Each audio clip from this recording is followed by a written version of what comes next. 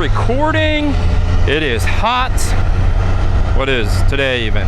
The 20th, August 20th, 102 degrees. Yeah, it's hot. I'm not even using the GoPro because it's going to be too hot. And we are out riding. We are. It's let me move my mic back up into my helmet. It keeps falling out for whatever reason. Yeah, so I'm heading to the road I always ride. I don't have a lot of time today, so I'm picking it up sooner so you can see roads other than the river road. My visor is open because it's 102 degrees and it's hot. So let's talk the Spyder, GPS, and how I stay cool when it's 102 degrees. And I am very new to riding in this type of temperature, so those that have been doing it forever, drop some comments, please. So, what I want to talk about the Spyder is when you're riding in 102 degree weather, you need to make sure that your Spyder is maintained properly. The one thing that I think of when I think about basic maintenance is the oil change. BRP came out and said, hey, you don't need to worry about changing the oil for 9,200 miles, 9,200 miles. Now, if you read into some of this stuff, manufacturers are, especially in the car world, they're getting credits to make maintenance cheaper on a vehicle, so they're extending oil change lives. The oil change lives, yes. So the only way to really know when your oil needs changed is to do a sample and send it into a lab, and they can tell you when it's ready to change. I'm not saying 9,200 miles is too long or not long enough.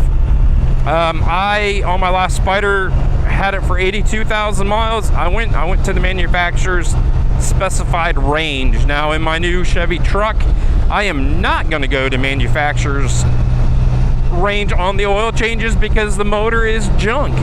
So do what you feel you need to do, but the only way to find out if you really need an oil change is to have it analyzed. Send it out. It's not a lot of money. I've done it a couple times when I was having some internal issues with a transmission. Number two,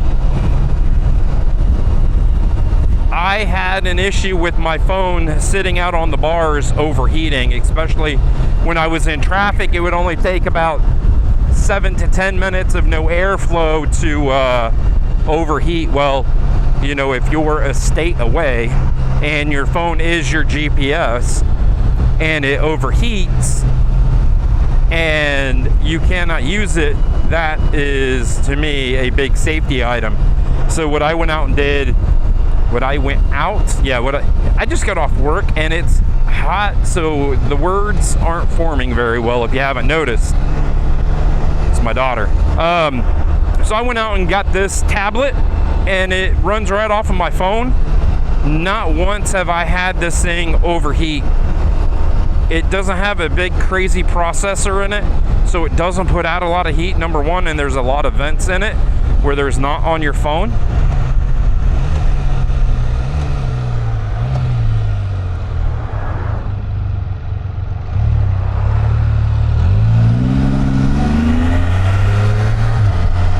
We got through that pretty quick. There's not a lot of vents on my phone, so it would overheat, and I'm not putting my brand new S24 Ultra, whatever it is, on my bars. It's going to live in my pocket, and I keep grabbing my left pocket. My phone lives in my right pocket always. My wallet lives in my left pocket. It's weird, I know. I have issues.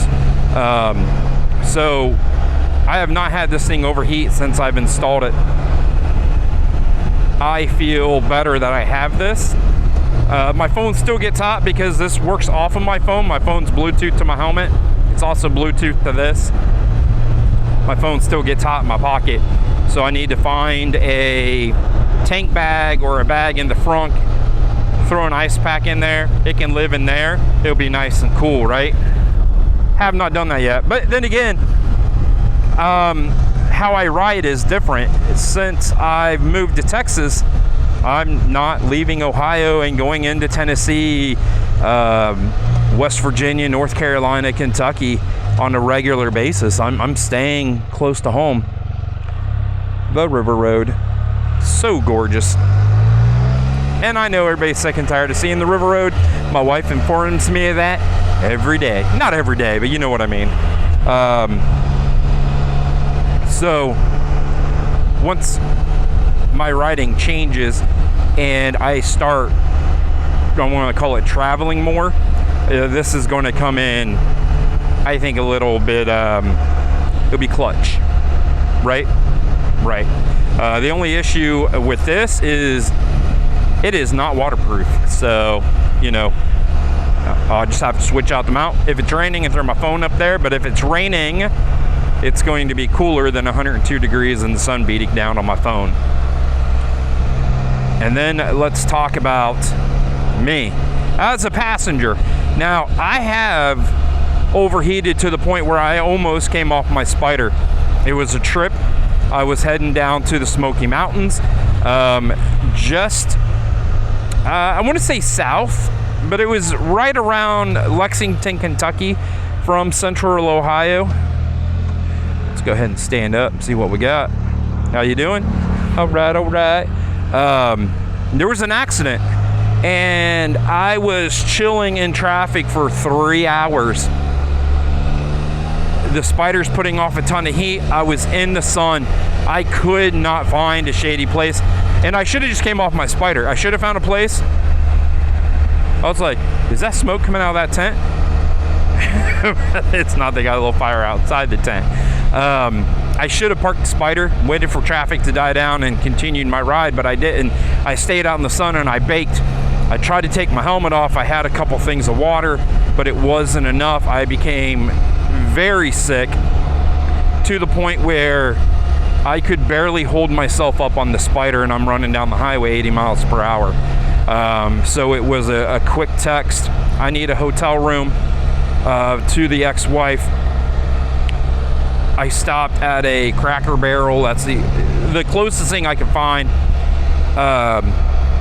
I had a salad, I had a little protein, and I drank I don't know how many waters. Like when the waitress came to talk to me, I had almost lost my voice at that point in time. I was deathly sick. That night, if you've ever been to the point of heat exhaustion, heat stroke, I don't know at what point I was at, the cramps that night, my whole body cramped. It was not a good thing. I'm in a hotel room. Like when I left Cracker Barrel, the hotel was a mile or two up the road. I couldn't even follow my GPS. I literally turned the wrong direction and got miles down the road, and I'm like, I don't think this is right. And I turned around, and it was literally just around the corner within a mile. So it's important that your body stays cool. I wear a helmet. It's not an open face helmet. It's a full face helmet. It's a big helmet. I got this helmet after that because I just had a $100 helmet, and it did not vent very well. So that's when I went out and got this Shoei, which vents a lot better to keep me on the cooler side. I also went out and got a cool jacket that you submerge in water, you throw on, and then they're like, this is everything that I got from that experience. I went out and got a whole bunch of these Colombians. It's a performance fabric, keeps the sun off of you. They're UV whatever proof, but what happens is it keeps the air off of you, so you're not dehydrating just from the air blowing across you. But they're not hot. It's a long sleeve. It's not hot. Super thin, light material. But then with my cool jacket, which I am wearing today, underneath this, it's going to hold the moisture a little bit better, but it's still very breathable. And how this cool jacket works is it just through evaporation, right? If you sweat and that sweat can be evaporated, it's going to cool your body. Cotton, it holds that sweat against you and you don't evaporate. That's why you want to wear performance fabric. That's why I have this cool jacket now. It would be nice if, and I don't know, I haven't done the research on this, to be honest with you.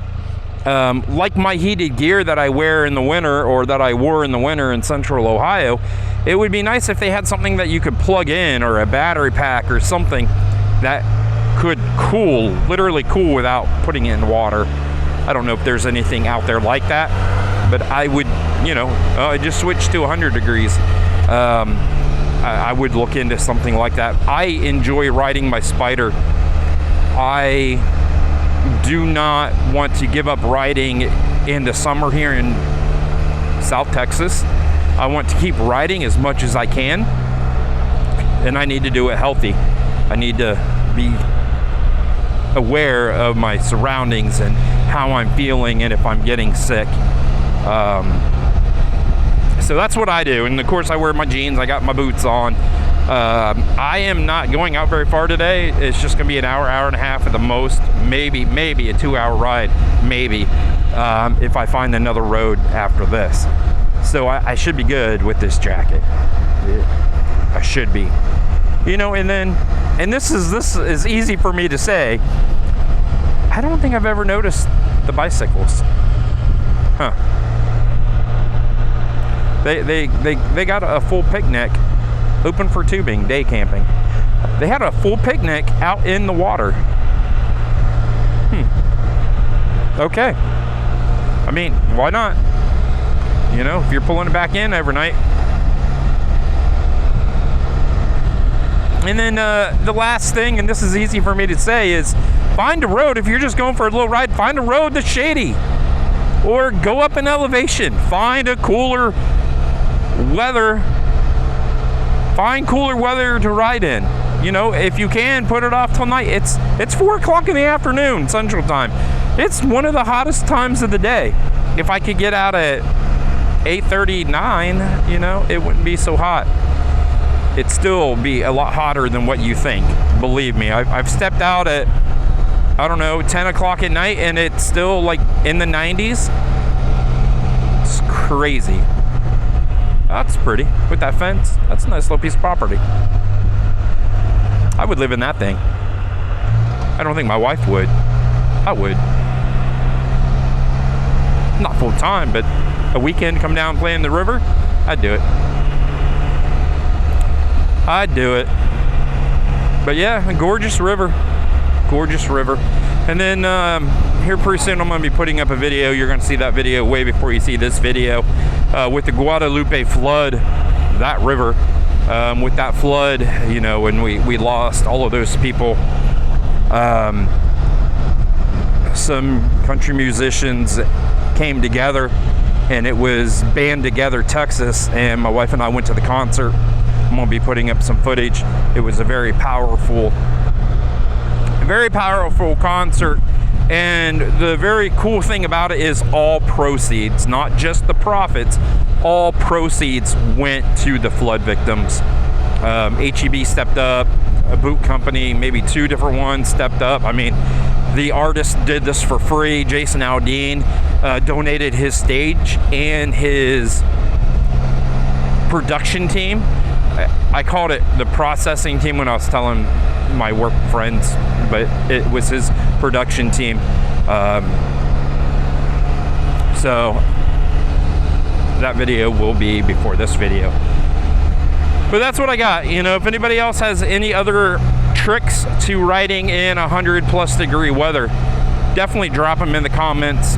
I'm not the best at answering the comments, but if we can get one person to see something and learn something, I think that would be a win. So on that, I'm gonna let everybody go. I'm gonna listen to my music, which all I gotta do is hit play.